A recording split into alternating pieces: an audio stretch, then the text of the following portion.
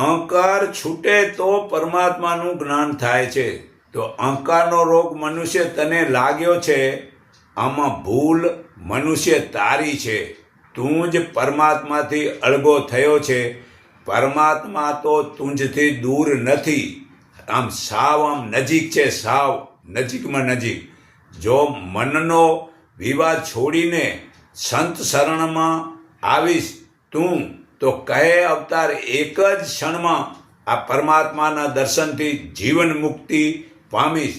તું જે પરમાત્માએ દીધી છે તુંજને આ સુંદર રૂપ જોવાની, તે પળભર પણ ન ભૂલ. અને તું આત્મા એની જાતિ છે. સદગુરુ એ જ પરમાત્મા દેખાડે છે. તો પરમાત્મા સાવ પાસેમાં પાસે છે, અને તે કપાયેલી ભીંજાયની બળેની તેવા છે. અને માણસ મતલબ કે પરમાત્માની જગાએ ભગવાનની જે વિભૂતિઓ એને ભગવાન માને રહ્યા.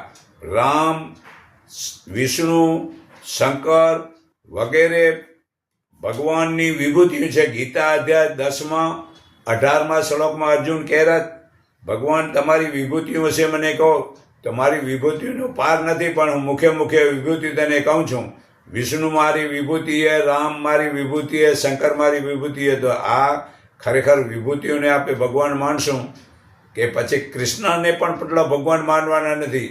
કૃષ્ણ પોતે મતલબ જેમ નાટક થાય ને નાટકમાં પાત્ર ભજવે, તે જેનું નામ ધનજી હોય તો કે ધનજી ના બોલે, એ તો જે રાજા ભરથરીનો નાટક હોય તો રાજા ભરથરી છું.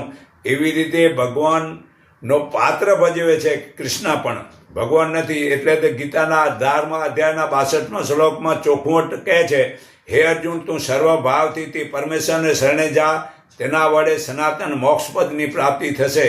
તો આપણે જ્યાં સુધી આ અહંકાર છે ત્યાં સુધી જ્ઞાન ઉતરશે નહીં, અને આ અહંકાર છોડીએ તો જ આપણે આ જ્ઞાન ઉતરે છે.